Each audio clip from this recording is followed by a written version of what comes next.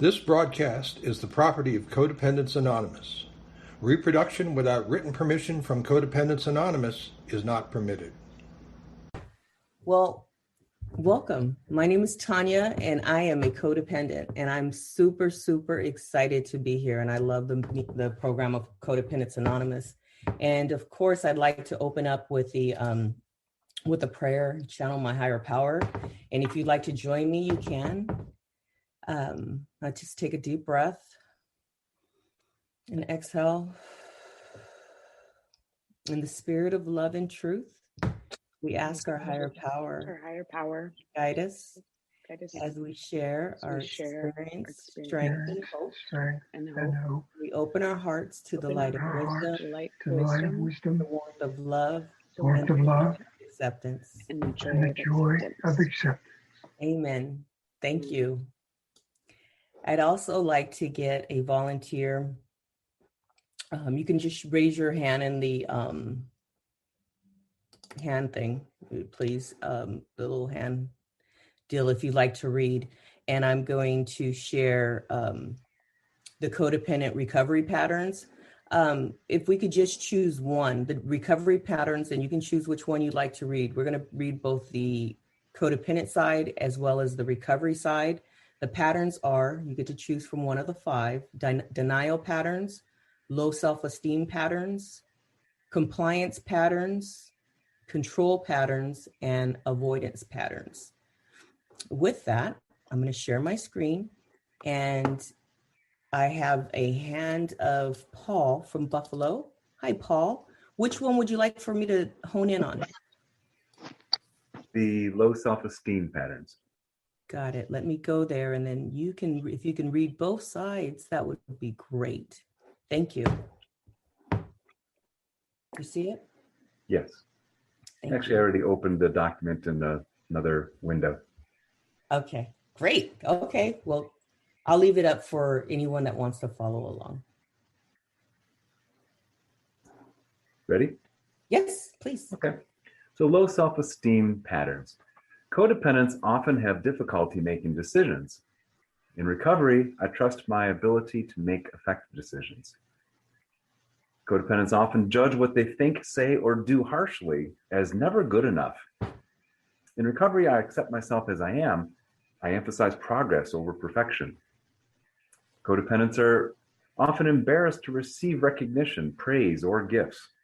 In recovery, I feel appropriately worthy of the recognition, praise, or gifts I receive. Codependents often value others' approval of their thinking, feeling, and behavior over their own.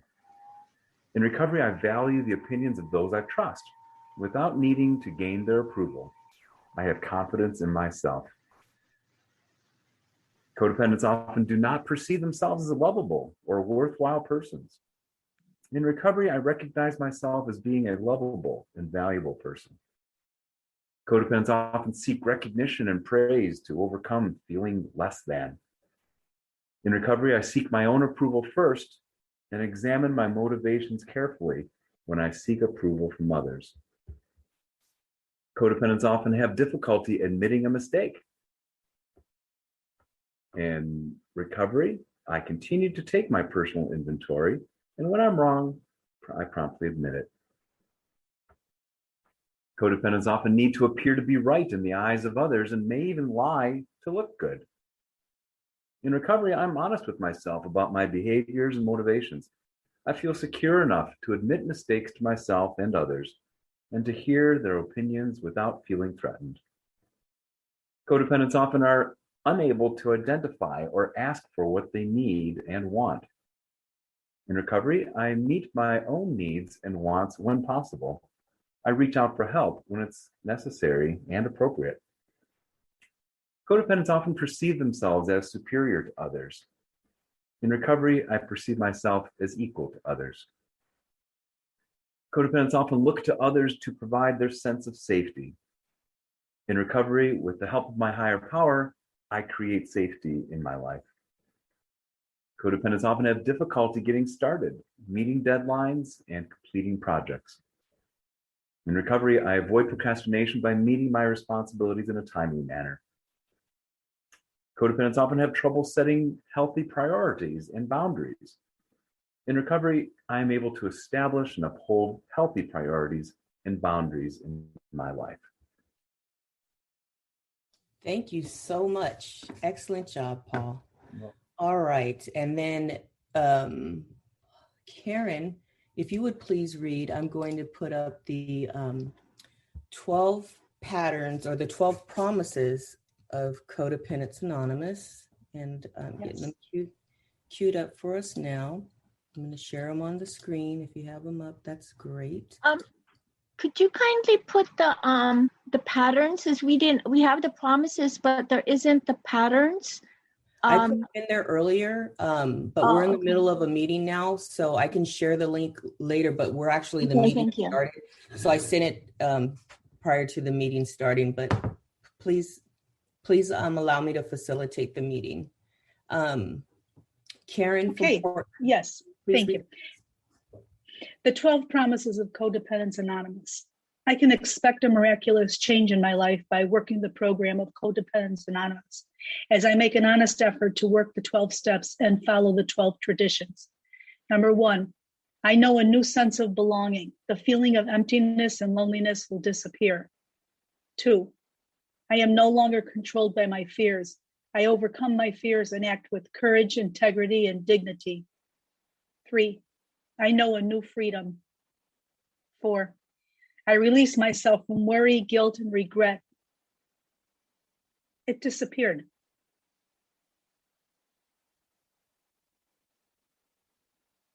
Hang on one second. No problem. I was trying to share the patterns and messed up. So I'm not going to be able to share the patterns. There we go. Log out and log back in on the Number 5. I know. Okay, CS. 5, I know a new love and acceptance of myself and others. I feel genuinely lovable, loving, and loved. 6, I learn to see myself as equal to others. My new and renewed relationships are all with equal partners. 7, I am capable of developing and maintaining healthy and loving relationships. The need to control and manipulate others will disappear as I learn to trust those who are trustworthy. 8, I learned that it is possible to mend, to become more loving, intimate, and supportive. I have the choice of communicating with my family in a way which is safe for me and respectful of them. 9, I acknowledge that I am a unique and precious creation. 10, I no longer need to rely solely on others to provide my sense of worth.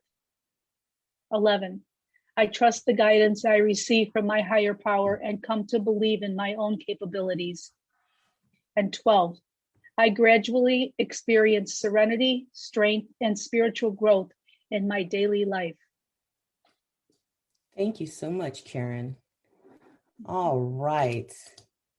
I'm going to have to, anyone that didn't get those recovery patterns, just wait till after the meeting and I can get them to you, because I can't multitask and focus on what I'm going to do at the same time. So I'd like to reintroduce myself. My name is Tanya. I am a grateful recovering codependent, and I'm also a recovering alcoholic. And just want to say hello and welcome and thank you for being here today. I'm here to share my journey on how CoDA has worked for me in my life. And CoDA is a miracle. It's a miracle program. A little bit about me. I'm 11 years sober. So I'm also, I'm 11 years sober, and my CoDA date is July 23rd, 2019. So I'm a year and a half in CoDA. And I do a lot of work at CoDA, and I do a lot of work in my other fellowship. But today we're going to focus on Codependents Anonymous. A little bit of background about me. Let me just set my little timer because I want to open it up also for share. A little bit about me. I'm a child of an alcoholic.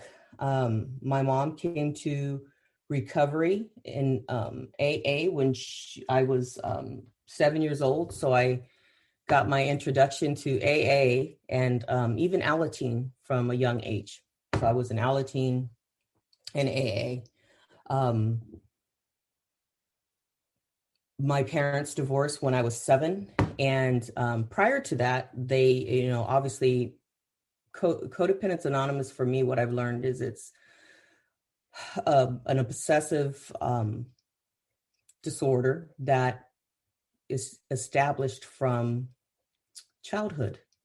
And, a lot of the things that I've learned to be, as far as my codependent traits, and we just read some on low self-esteem, they started for me when I was a child. And anything that was less than nurturing, I do read a lot of codependent books and do a lot of codependent studies and workshops. So anything that I learned that was less than nurturing, that carried with me onto my adulthood, that could be defense mechanisms, unhealthy behaviors, just like we just read in low self-esteem. There are 5 different recovery, there are 5 different categories that CoDA Anonymous has put together to really break down codependency. And I find myself in all 5 different levels, but definitely the control for me, low self-esteem. It's so funny because I never thought that I had low self-esteem. I didn't think I could have low self-esteem because people always told me that I was pretty. And because people told me that I was pretty, and I believed that I was pretty because they told me, I didn't think that I could be codependent. I didn't think that I could have low self-esteem, but I do have low self-esteem. The truth is I do have low self-esteem, and there's a lot of people that are a lot more pretty than I am, and you can be drop dead gorgeous and be dying on the inside. And I was one of those people. I learned about Codependence Anonymous when I was at an all fellowship retreat for women in the Sierra Madre Mountains, and I'm now on that committee. And my then now sponsor was sharing for 10 minutes on CoDA. And my sponsor, I'm not sure if she's in here, I won't look for her, but her, and she wouldn't be shy if I said her name, so I'd like to say her name. Her name is Carol P. And she shared for 10 minutes in this all fellowship recovery, and her story and what she shared regarding her family and the dynamics and everything looking good on the outside, but everything being dysfunctional inside the house was just, my jaw was dropped. I was at the time 9 years sober, I believe, or 9 or 10. And I just couldn't believe it. And I stood in line after she shared and to greet her. And I mean, it was the first time I've ever felt like that in a meeting, where I was just like, I asked her, I said, is this a new program? Where has this been? And I, the truth is, they say you need to, there's 3 things you need to do. Well, they say there's one thing you need to do when you come to recovery, that's change everything. But there's 3 things that you really need to do, which is to be honest, open-minded, and willing. And clearly I hadn't been honest, open-minded, and willing, because I've heard the word CoDA. I just never asked what it was. And I've heard people say things about how they got recovery and other programs. And it was like, oh no, I can't do another program. I can only do this program. And I was like an other program snob. Whereas today I'm like an other program. I'm very open to listening to other programs, and I sponsor, most of the women that I sponsor are in more than one program today, where before I only sponsored people in AA. And so I just want to share that I had to learn to be open-minded and willing. And for me, I thought CoDA was like a brand new, oh my God, where did this program come from? When they say when the student is ready, the teacher appears, and she appeared. And from that day forward, my CoDA journey started. And it really, for me, because I had done my steps in the other program so many times, I had gone over my resentments so many times. My resentment with my parents, my dad in particular, just always popped up. And for some reason, that popped up. And another thing that popped up for me is the need to cut people off. And I don't mean cut people off like in the middle of their sentence. I mean, when people don't do what I say want, or they don't behave the way that I want them to, or if they hurt me, they hurt my precious little feelings. I cut them off and like delete them from Facebook in their friendship, to the point where like I have done that to everybody in my family. I have 3 adult children. I've done it to my mom. I've deleted my mom from Facebook. I've deleted my dad numerous times. I want him to delete him now, but it's just like I have to accept him for who he is. But if I really want to be honest, I don't really care for him, but I'm not going to delete him. So my whole thing is, if I really delete someone, they're toxic for me. They're toxic in my life, and they just don't belong there today. But I pray about it and I write about it before I do. But other than that, I just don't. My behavior of deleting people and just erasing them like they don't matter is no longer a practice that I do. Today, I've learned some tools where I can learn to share my feelings without pointing that finger with the other 3 pointing right back at me, and actually share what's really going on, and giving a person the chance to get to know me in an intimate relationship, as opposed to, there's one of the patterns that talks about the avoidant pattern, I believe. When people get close to us, we push them away and avoid them when we get to that level of intimacy.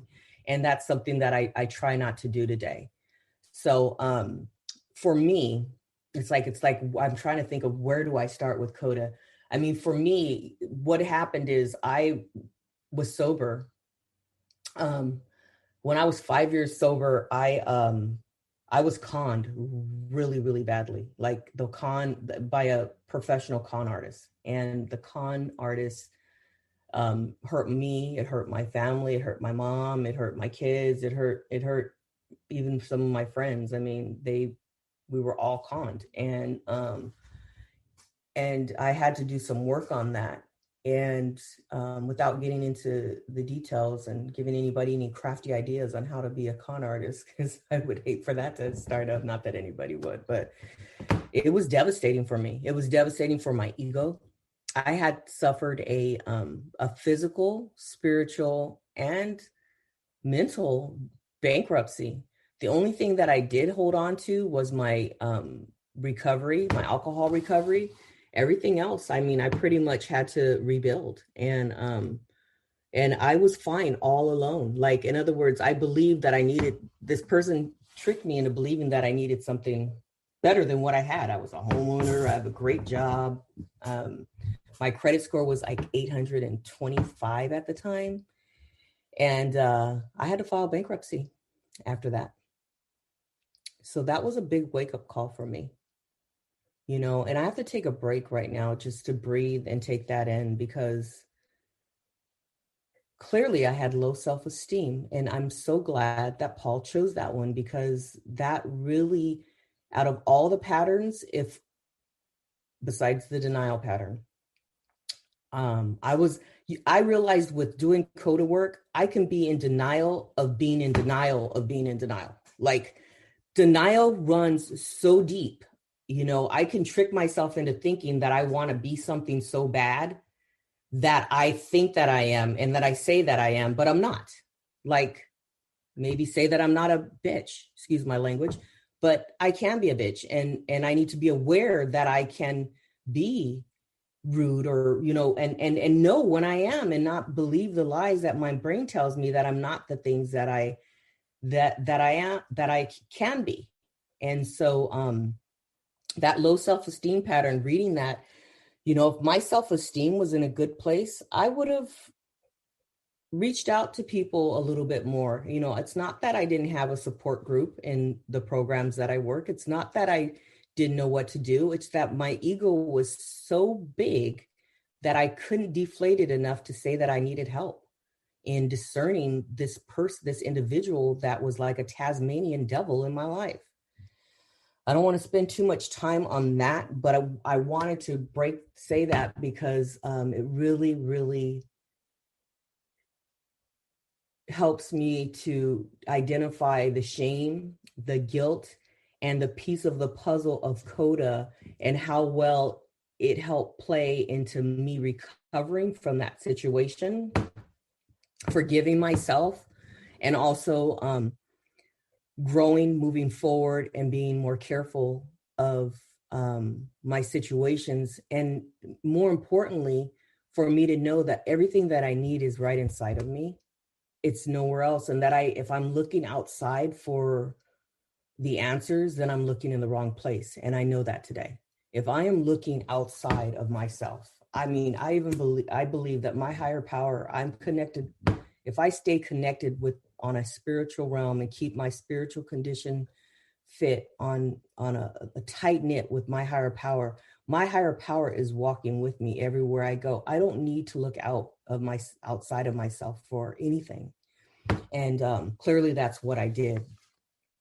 The reason why I wanted to title title this "It Works" is I'm an only child. My mom was an only child, and because I'm an only child of a alcoholic, recovered alcoholic, or recovering alcoholic,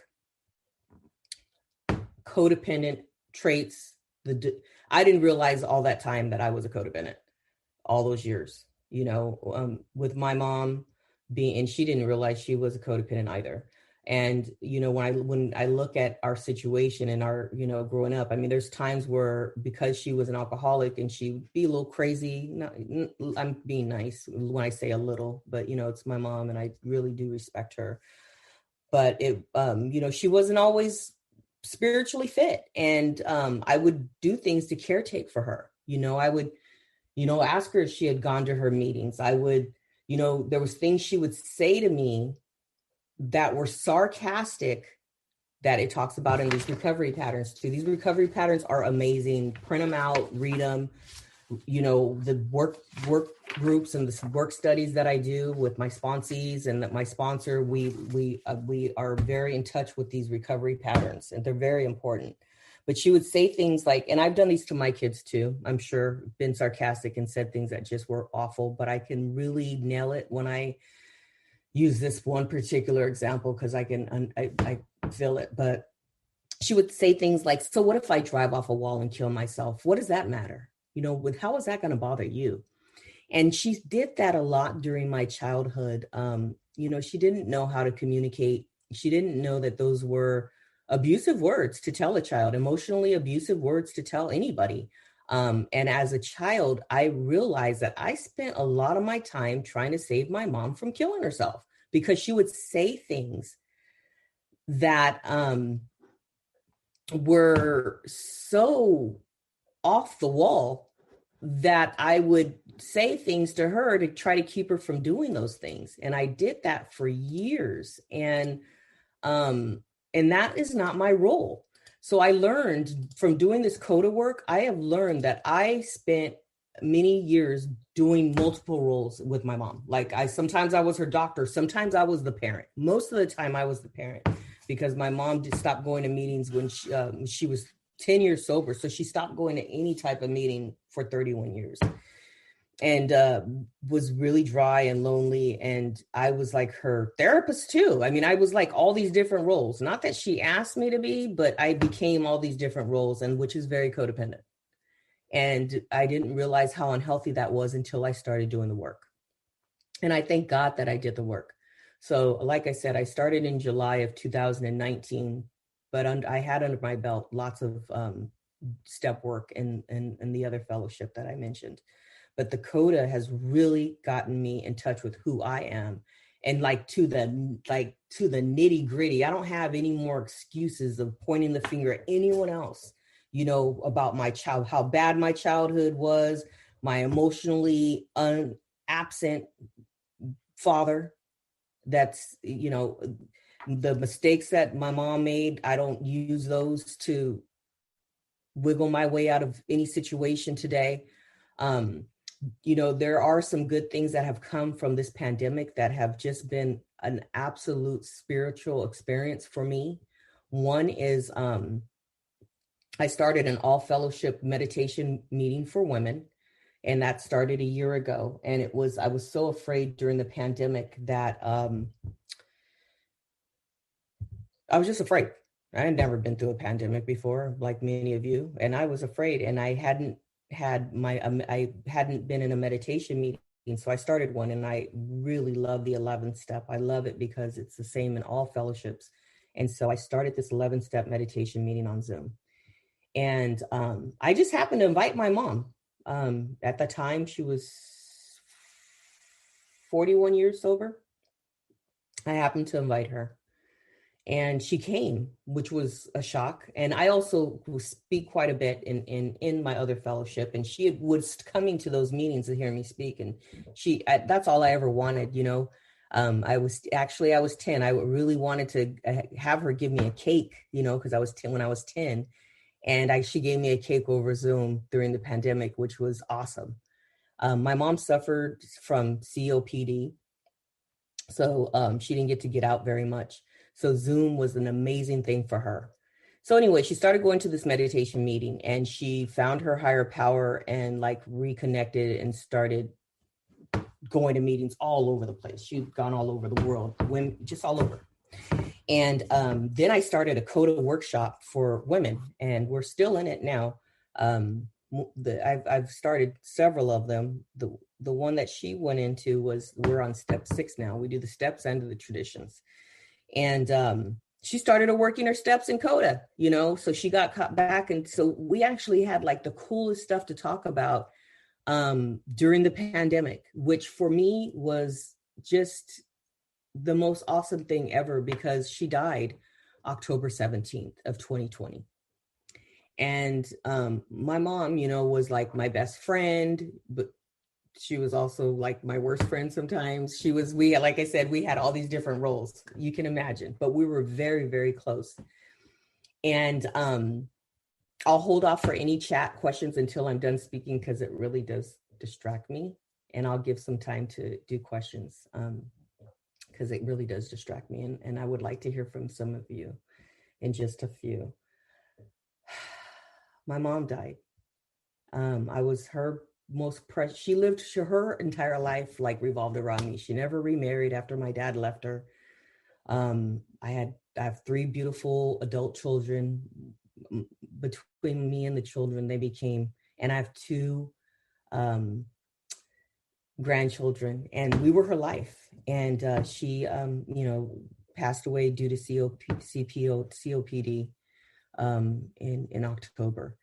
And if it was not for I tell you, we were both working our steps. She got back in touch with her higher power. Back up a little bit, a couple of years ago, 3 years ago, she had been on hospice for the same disease, and she was on hospice for a year, got off. And I had said, Mom, I don't know why you're still here, but you're still here, whatever the case may be. Hopefully you figure out why God still has you, and you figure it out so that, you know, you can do whatever it is you need to do, because your life matters. And she never really felt her life mattered. You know, I knew my mom had low self-esteem, but I didn't realize how much I had low self-esteem until I started working the steps. And she did that. And I tell you, I am so grateful to CoDA. I am so grateful. I do realize this may not be the story for everyone, but for me, the story of recovery, the story of redemption, the story of working on yourself. It was so funny because one time we were in this meditation meeting, right? And my mom's name is Miriam. And CoDA got her working her steps, and she would read every time. I also started a double winter meeting for codependent, alcoholic, and addict women, and it's Friday night. So there's a double winter meeting for CoDA. It's on the CoDA. You go to the meeting. If you go to CoDA.org, you can find it. It's on the list of meetings, approved meetings, and but it's a double winter meeting. So you can be in any program, but also codependent. And so it's a great meeting. But she went to that double winter meditation meeting, and she said, my name is, you know, Miriam, and I'm an alcoholic. And she goes, and she's like, and she was 79 years old. So she's up there, and I'm a co-something. She goes, I'm co-something. She goes, I'm just learning. I'm co-something, but you know, and it was so cute because she knew she was codependent. She couldn't remember the word because it's tricky for us when we're new sometimes. And my God, she was working her program like the dying would, like somebody that, I mean, some of the newcomers were saying, man, I'm trying to read, but Miss Miriam's always raising her hand first because, none of us knew. She knew she was going to be going soon. So she was doing what she had to do before she went. And what I learned from her is no matter what age you are in recovery, no matter where you are in your walk, you can work this program as a newcomer like that only the dying could, just like she could. And she got in touch. And, there's so many other spiritual things that happened after that I got to witness on her transition out that are just like life-changing for me. And I just only hope that I'm graced with the ability to be able to stay in recovery as long as I got to see her with the dignity and grace that she had, and that I continue to fight for my recovery. CoDA has been the saving grace for me. I have a daughter that's in a really rough relationship right now, and I'm learning to keep my mouth shut. One of the things that I am guilty of is giving unsolicited advice, and that's part of being controlling. And today, and it's really hard when you're dealing with family, especially if you're dealing with a daughter. I mean, I get it; it's hard in any, but this particular daughter's got some diagnosed mental issues, and she's in an abusive relationship with someone, and she chooses to, and she's 29 years old. And I have to sit back and keep my mouth shut and pray that my higher power takes care of her, just like my higher power took care of me when I was in my disease and wasn't doing things the way that my mom was probably praying for me to get right. And I have to remember that my higher power, which I call God, is in control. So the reason why I titled this CoDA That It Works is, for me, it was the missing link in my life. It just, being relieved of, alcoholism and drugs is an awesome thing. I'm grateful for that. I need that. But being relieved and delivered and aware of my behavior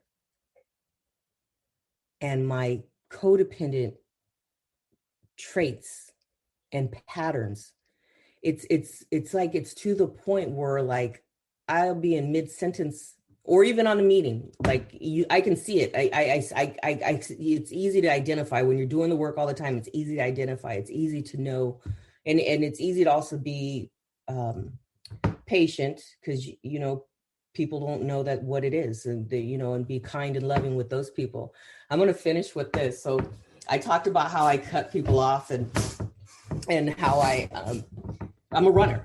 I'm a runner, so I'll cut you off before and I'll run. And today I work really, really hard not to do that. I can't say I'm perfect at it because I'll never be perfect at it, but I'm aware that that's who I am and that I have to pray and work my steps accordingly because it's hurtful when you cut people off. It's very, very hurtful. I remember I was asking my sponsor because, I had noticed that I was about ready to cut two of my best friends off. And because they just didn't seem like they got me. It seemed like I was putting all the effort in my friendships with them, but they weren't putting any of the effort in the relationship like me. And, I did my steps on these friends, and I worked with my sponsor. And she told me she explained to me how I need to be kind and loving and how to go about speaking with my friends about my concerns. And one of the things that I've learned in CoDA is that if I always start a conversation with I feel, when I'm dealing with friendships and my health, the only requirement the desire is a desire to have healthy and loving relationships in CoDA. If I want to have healthy and loving relationships in CoDA, I have to be I have to be loving, and pointing the finger and saying, well, this is how you treated me and this is what you did. Like, I don't do that anymore today. Like, that is just not healthy. And when I do that, all I do is get unhealthy relationships and a person that's defensive and angry. So what I've learned is to start to ask, always start with my feelings. I feel this, I feel that. So I was rehearsing with my sponsor. I said, well, let's rehearse how I'm going to talk to these friends, right? And I said, and excuse my French, but this is really about being dead honest and just being vulnerable and sharing with you how this went about. And I said, okay, so I'm going to say to so-and-so, I feel hurt when you do this, I really feel like you're being a bitch. The way I did it is I tried to use curse words in a soft tone is what I did. And I was practicing it with her. And she's like, no, Tanya, that's not how you do it. You do it with love and kindness, talk from feelings. You don't need to use the word bitch. You don't need to, because that's all I knew. Like when my coping mechanism was be hard. I was treated hard, by my father. I developed hard. I was in abusive relationships. So I learned to be hard, and I learned to not show that I used to get abused by my ex-husband, and I wouldn't even cry. Because if I cried, he'd beat me more. So I learned to not cry so I learned all these unhealthy things to move forward in my life in destructive areas, but I don't live in those destructive areas anymore. I don't live in that dysfunctional. I don't have a dysfunctional marriage where I'm being abused. So I don't need to treat my partner with the way I treated that person that used to abuse me. So just want to leave you with this. No matter where you are in your CoDA journey, if you're trying to speak with someone, if you start with I feel as opposed to you did this to me, oh my goodness, if you just want to see a little bit of the pendulum switch, you can see when you say, because no one can argue with me about my feelings. And if they do, run, right? Because they're my feelings. And I don't get attacked when I say, this is how I feel when this happens. And, it really hurt me. And it's amazing. Most people that love me don't want to hurt me. And if I talk to them in that tone, if I talk to them with that amount of love, more importantly, if I pray before I talk to them, it's amazing what you get. So that's enough out of me. I want to hear about how CoDA is working for you. And for those of you that are asking for things in the chat, I'll be more than happy to share those in just a minute and re-put them in there if you're still here. I do see, Lisa, that you would like to share. And also, just so you know, there's a reaction component where you can raise your hand.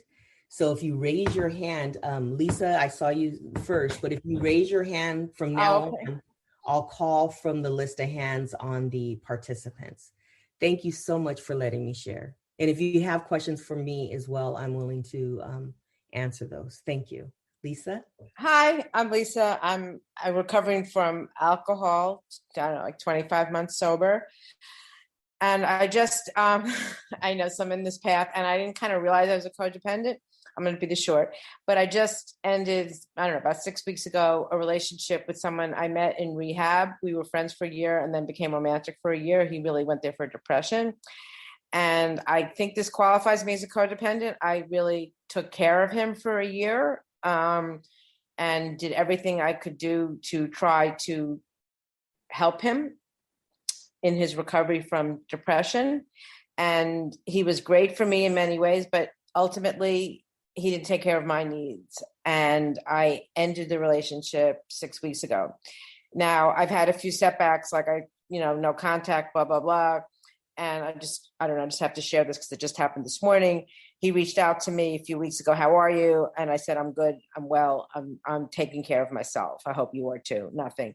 Then he contacted me 2 days ago to get his medical records. I said, call the doctor. Then he contacted me this morning to say, share some diet with me. And everyone's like, ignore.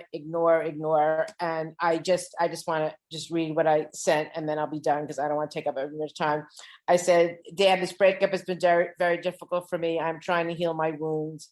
As much as I would love to be a part of your life, for now, any contact with you triggers me and prevents me from moving forward.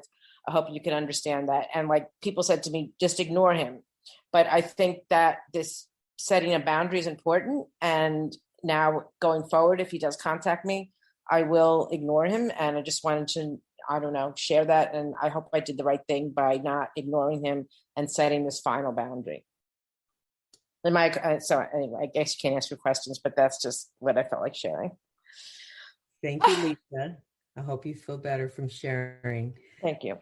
Paul.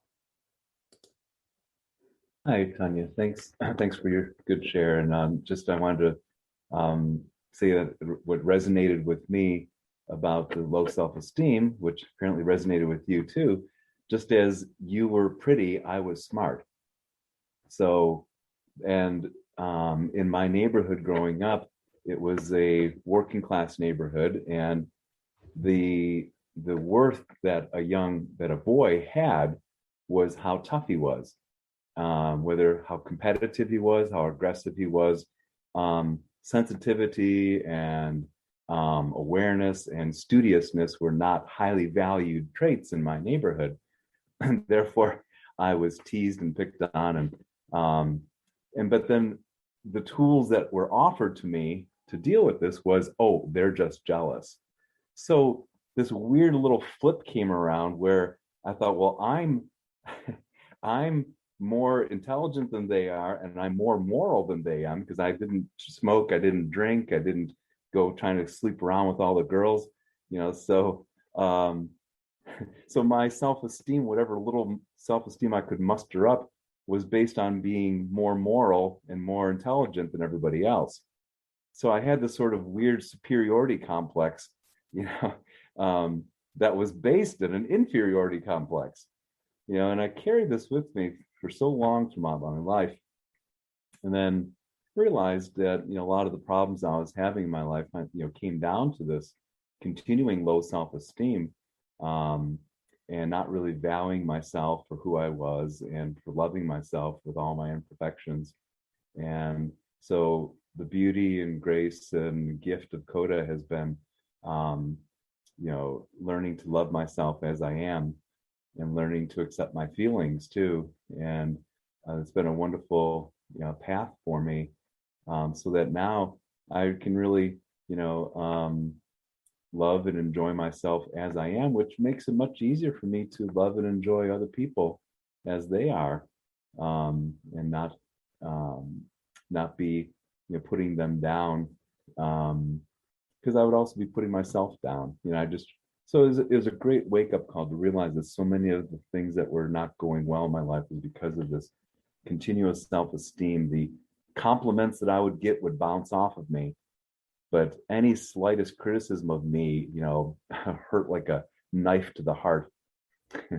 And now, now I'm a sponge for compliments, and I got my shields up for daggers.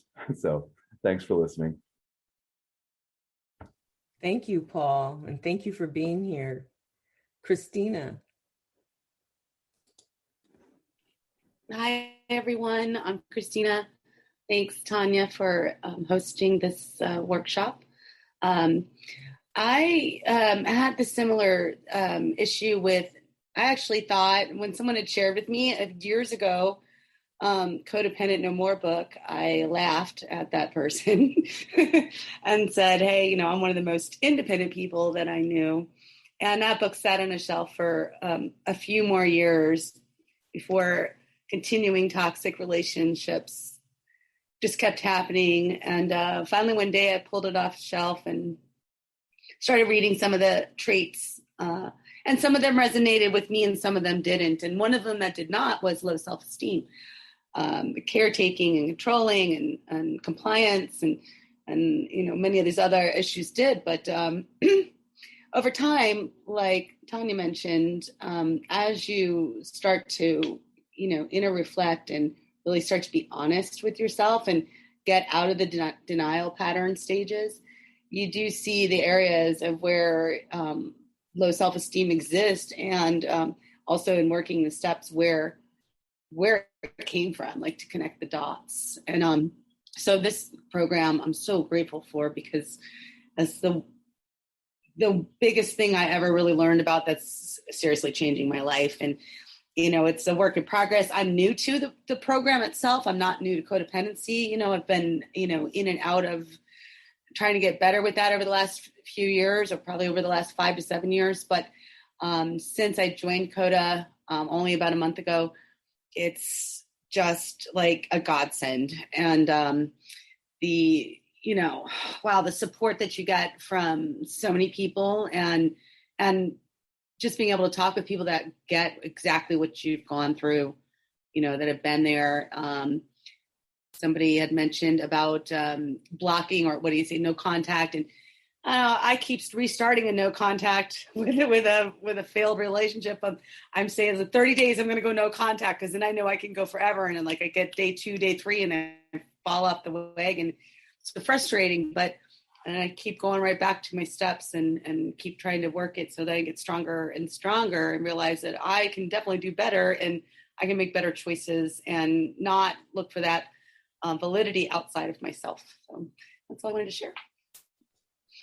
Excellent. Thank you, Christina. I learned that too. Nanette. Hi, I'm Nanette, and I'm a codependent, and I'm grateful to get part of this retreat. After all, I went and got my second vaccine today, so I'm feeling good about that. I want to thank you for sharing, because that was awesome. And I identified, I had a mother too that I thought I had to save.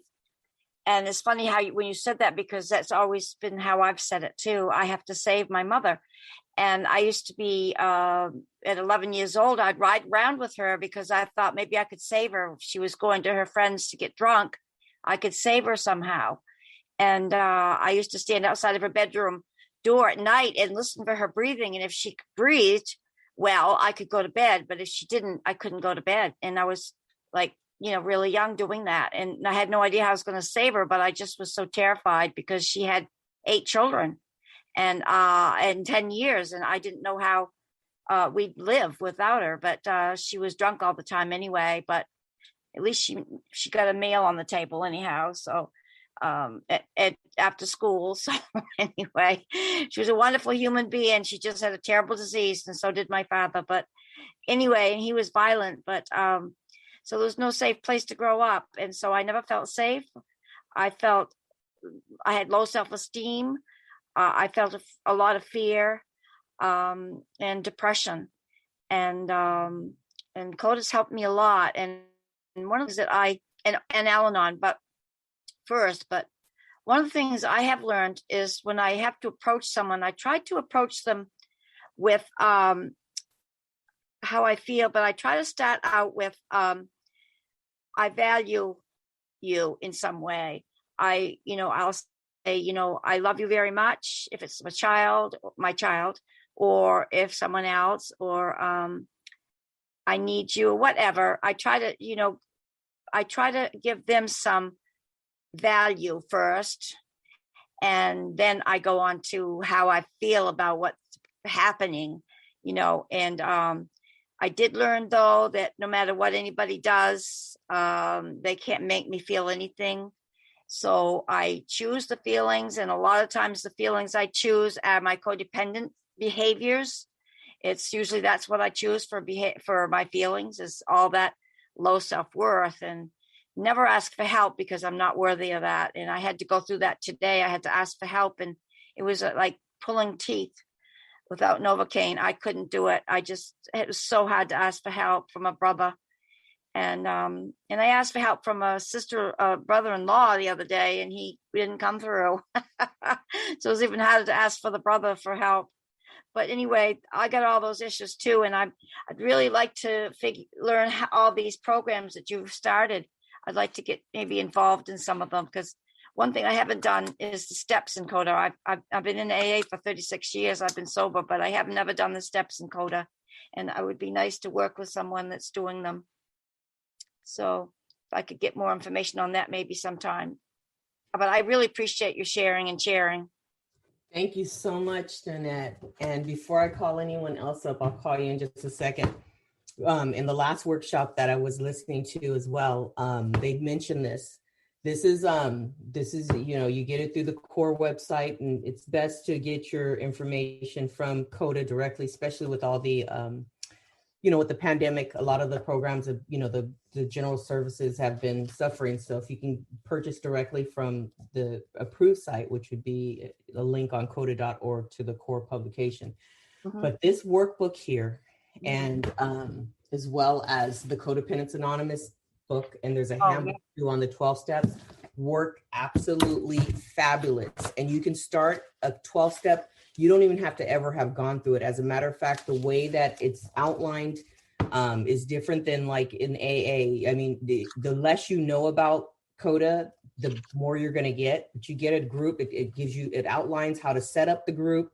It outlines how to get people, go to some CoDA meetings and let them know you're starting the step study, and you get people that are interested.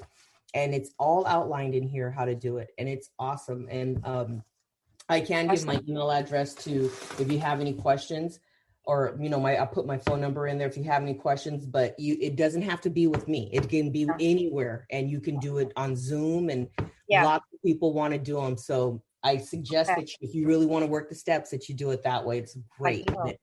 Amazing. Thank you so much. You're welcome. Great. Okay. Next we have Susie. Hi, I'm Susie, codependent. I'm so happy to be here. I feel like I'm going to cry. That's why I had to excuse myself, because I had company out there. Oh, Tanya, there's something about you. I don't know what it is, but it like helps me relax, which I don't do a lot. A couple of things you brought up today stuck out for me. I think when you talk about your mom, it's hard for me because I didn't have a mom. I have a mom that's alive, but my mom is an alcoholic, and she's a cruel alcoholic. But I had a daughter really young, and my daughter and I are like extremely close, and I moved across the country and I raised her alone. But I grew up with an alcoholic parent, and so I have these characteristics. And I guess I've been in CoDA for almost 11 months, so almost approaching a year. And I'm recognizing or waking up to, I overprotected my daughter and gave her all the love I could give because I didn't get it. But I'm starting to recognize that some of that stuff is codependent. And so waking up to kind of how some of my behaviors or patterns, even well-intentioned, negatively affected her. We are talking about it. We grew up, she had a chronic illness her whole life too. So that's a whole other bag that adds to codependency. So it's hard to wake up to, but I'm so glad I am, so that we can have conversations and work with it. And I want her, she's 23, so I want her to be able to wake up to it sooner. We're having really candid conversations about it, so it's good. The other thing that you brought up was really timely for today, and it is about patterns in relationships and friendships, and running and shutting down. I'm always waffling. I enmesh. That's one of my things that I would do with friends because I didn't have a family. And I've had really long-term relationships. And in the past 3 years, I stopped drinking because I would cope through alcohol with my daughter's illness and being a single mom. So I haven't drank in 3 years. And then the pandemic hit and I got in CoDA and I started meditating and all of these things that brought me closer to a higher power, which I didn't grow up with. And I'm realizing that a lot of those relationships started disintegrating. And I woke up just this morning, the past couple weeks, I've been having succinct dreams about all of these people that aren't currently in my life right now. And I've created parameters, but I haven't done reintegration at all while I'm taking care of myself. And some of them really have to go. And some of them I'm working on figuring out, my part and what I owe amends for, and etc. So waking up to shutting people down and not always being the victim in those situations, when I don't feel seen and heard. That really hit a chord with me today. I woke up thinking about it today, and I worry about it, and I'm just trying to find the patience and the grace to know that the time will come to know what to do with those situations, or if I need to do anything at all. Anyway, I'm just so happy to be here, and I'm so happy to hear you speak in more depth about your story. And thank you for all that you do and all the things I get to attend that you are a part of. I definitely feel your power. So thank you so much. Thank you, Susie. And that's my higher power's power, by the way. I don't have any power. And I was the only child, and my mom gave me all her love and created a spoiled, codependent brat that thought the world revolved around her. So boy, have I had to do a lot of work realizing that I'm just another quarter in the quarter jar. I'm not a dollar bill in the quarter jar. I'm a quarter in the quarter jar. And I've had to become right size, let me tell you. Okay, we have 4 minutes, and I'm going to split those between Amanda and Brian, because I want to make sure that we're able. Kevin, what time do we need to go back to the main room? Thank you for your service too, by the way, Kevin. Okay, there we go. You got till 4:10. Okay, we have to, so you guys aren't in a rush. Okay, great. And we have 15 minutes. We just got to, whatchamacallit. Okay, good. All right, Amanda, your turn. I was like, 2 minutes, man, I'm going to have to squeeze this out fast. I've never spoken in front of so many people, so it's funny how even on Zoom you can get nervous. I'm Amanda. I'm codependent. This is my first. This is my fourth CoDA meeting. Amanda, real quick, you're going in and out, and so we're only getting a portion of what you're saying. Okay, let me see if I can adjust here. There you go. That sounds better. Is that better? Okay. So I was saying that I just joined CoDA. I was in NA before, and I just didn't relate as well. I've had addiction problems, but not like the way I struggle with codependence. My whole life, I just wanted family. My relationships have always been really long, but I've gone from one to next, to next, to next. And currently, I'm in a 5-year relationship, and we have 6 kids together. So trying to do a program, and so many kids and so many personalities. They range from ages 19 all the way down to 2. It's tough. I felt super lost, but when I joined CoDA, group that I joined, they were so welcoming, and I felt like I'm in the right spot. This is where I'm meant to be. I was in a super abusive relationship before this one, and I was put in the hospital, and ever since then, I just don't think I dealt with it.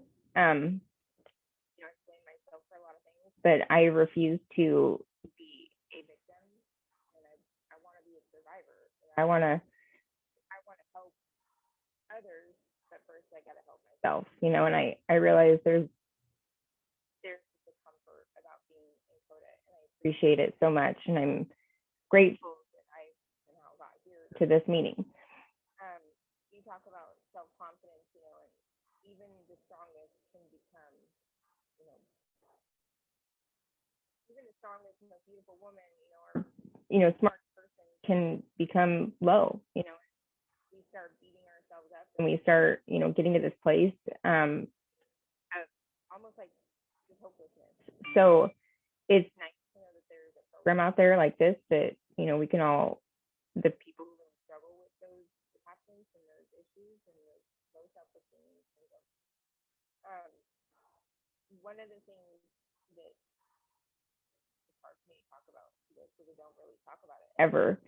I guess that's one thing I'm also grateful for, is that for the first time I'm speaking about these horrendous things that have happened to me. But like I said, I'm not going to be a victim. I'm going to be a survivor. There's one last piece I want to share that has truly helped me lately. Something that Mel Robbins says. She does like a podcast. She says that when that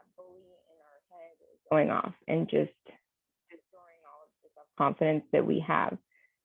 Her son developed this thing that helps him deal with testing with school.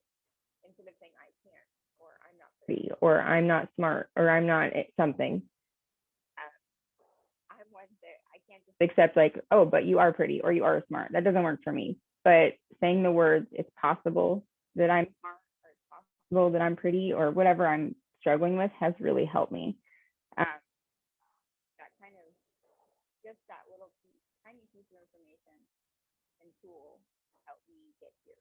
So I'm really thankful for all of you, and I'm thankful that you allowed me to share for your story too, Tanya. You do have a presence about you that is calm and warm. I think all of us can.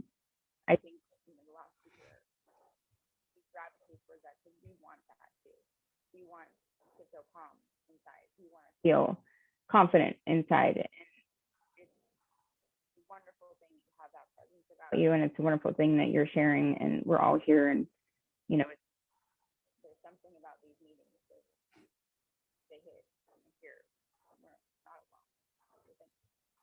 Thank you, Amanda. I'm so glad you're here. Nice to meet you. Brian, your turn. Hi. Great topic. Great share on your part, and everybody else's. It's nice to be in this seminar, and I'll try to do my elevator speech or my elevator share. I came in through the back door. I started in AA as a 14 years sober now, Al-Anon for 10, come from an alcoholic family. And my fourth step in AA told me I was a people pleaser to the max. And then going back over time, Al-Anon helped me kind of like focus on myself a bit, because, AA is kind of more geared towards working with others, or, service.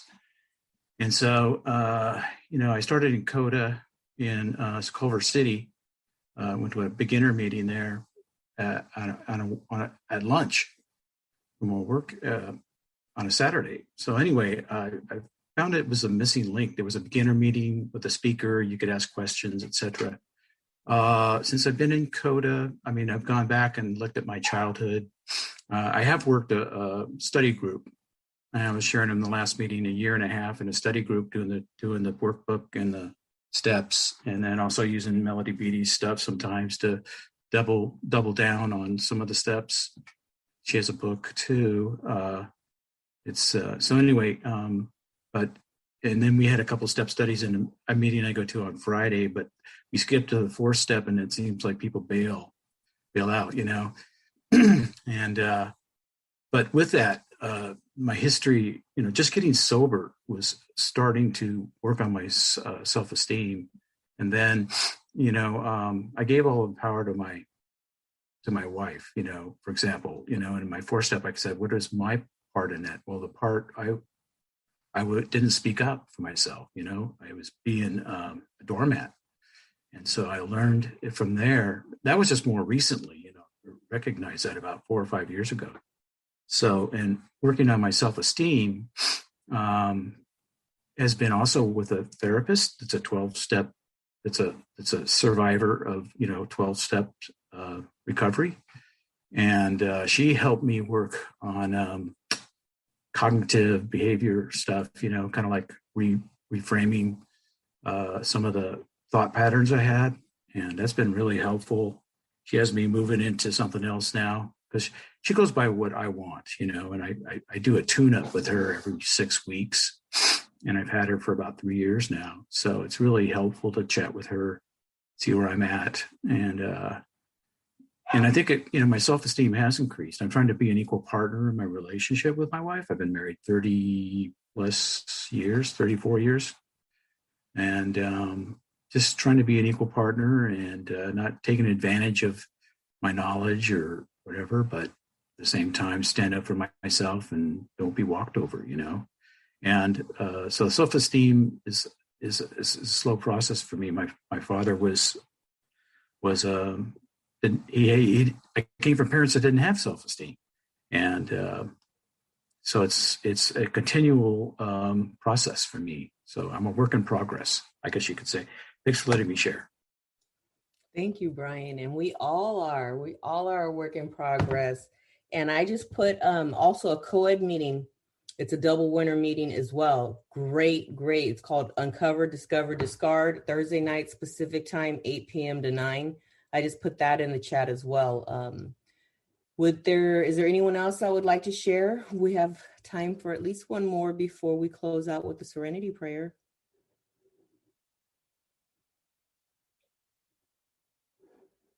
I can share. Susan. Hi, Susan. Oh, I didn't know if somebody else said hello. I want to take a picture of your chat thing. Just a second. Chat. You put it in Discover, Discard. Where is that? Women's Double Fridays. Oh, well, I didn't see it. The Discover, Discard one. Anyway, my name is Susan. I'm a codependent, and I have been in CoDA now for 4 years. I came in because, and sorry, I have dogs. Let me get them out of the lobby. I'm at a lobby at a hotel right now, and I have 2 puppies, and so I just need to, sorry about this. Anyway, sorry. I have a pit bull puppy with another puppy. So let me just, there we are. All madness has stopped. I came into Seattle, Washington's CoDA because I had workers, and I was giving them everything, and then they weren't doing anything I wanted. And I had a friend that went to treatment for codependence at, someplace. And I called to complain for the umpteenth time. And she said, boy, Susan, it must be hard for your workers to have a boss that has no boundaries. And that really hit me because it was like, what if it's me? And so I had a friend of mine that was going to this codependence group in Edmonds. And I went there, and I'm not kidding you, I hated it. And by the way, thank you to the speaker. I sat there with my arms folded for 6 months, like this is the lamest group of people I've ever met. And then it started to work. And I started to have boundaries. And the first one, I'm in a step group that's met now for about 2 years. We meet on Monday night at 5:30. Come to our CoDA group. It's in Washington CoDA. It's Monday night at 7 o'clock Pacific time. And my number is 206-941-8876, 206-941-8876. I can send you the info. Anyway, just to wrap up, I went there and started doing the steps, and my workers started to ask me things, and I learned that complete sentences were, wow, And then I started learning that I really wanted people to fix me and save me. And then I got a God that keeps me safe. And then I started realizing that I focus on all negativity in my life. If you like me, you don't count. And then I started asking God to remove that so I could take in the positive and let go of the negative. And I'm in Hawaii walking dogs, paying my bills. I was still running the cleaning business in Seattle. And my friend told me about this, and I'm so grateful to be on it, and pass. Thanks for your time. Thank you. All right. To the question from Mia, I think any CoDA meeting that you go to would help you with that, being in a relationship with someone with mental or disorders, only because it's for any type of relationship. So, and the more meetings you go to, the more people you'll connect with, and maybe you can get a little bit more specific that way. And also CoDA.org is a great way to search out meetings and the different type of niches they may have. Okay, it's 1:09. I just want to thank all of you for participating, all of you for being here. And Kevin, thank you for your service and all you've done. And thank you to CoDA, the CoDA organization, for being there for me and just helping to save my life and to give me my sanity back when it comes to my own behaviors. And I just like to take a deep breath. And then if you'd like to join me in the Serenity Prayer, when we leave this, if you click leave, it'll take you back. If you click your little red button, it'll take you back to the main meeting. It gives you an option. So I'm gonna take a deep breath. God, grant me the serenity to accept the things I cannot change, the courage to change the things I can, and the wisdom to know the difference. Wisdom to know the difference.